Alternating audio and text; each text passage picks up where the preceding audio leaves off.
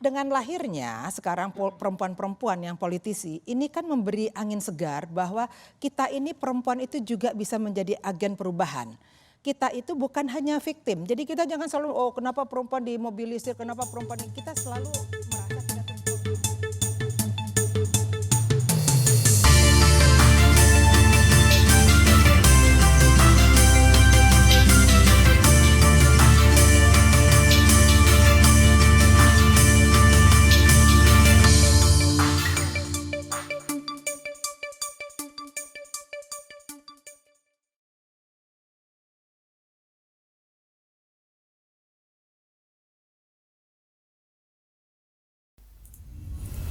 Baik, Assalamualaikum warahmatullahi wabarakatuh.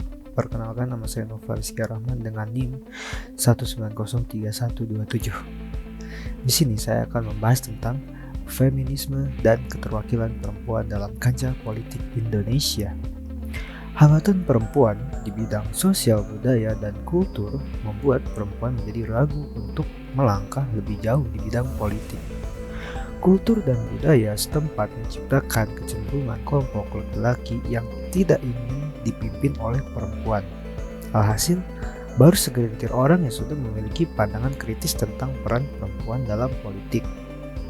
Salah satu upaya untuk meningkatkan keterwakilan perempuan adalah adanya peraturan perundang-undangan yang dapat memberikan jaminan terhadap proses politik yang memastikan peningkatan keterwakilan perempuan pada tingkat yang diharapkan.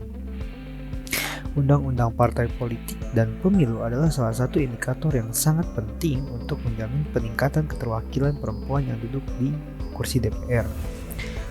Undang-undang partai politik dan pemilu menjadi ukuran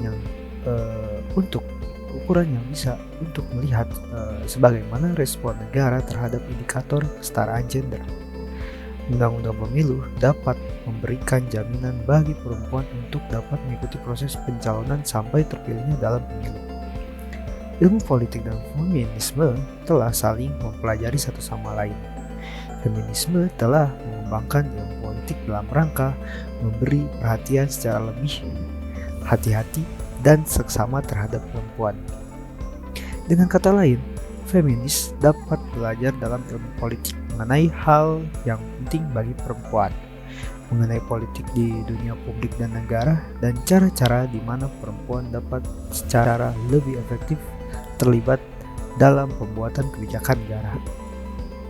Ada dua faktor pendobrak perubahan kaum wanita Indonesia. Pertama adalah adanya pengaruh perubahan paradigma masyarakat dunia akibat dari pergerakan kaum feminis yang memperjuangkan hak kaum wanita di berbagai negara.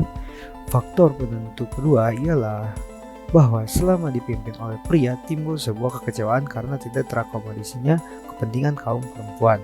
Padahal jika ditinjau dari komposisi perbandingannya, penduduk dunia kaum wanita lebih banyak dibandingkan pria, sehingga keterwakilan wanita dalam masalah-masalah penting kerap kali dikesampingkan. Faktor ini yang menyebabkan kekhawatiran kaum perempuan bila tidak menempatkan wakilnya dalam masalah kepemimpinan di sektor manapun di negeri ini.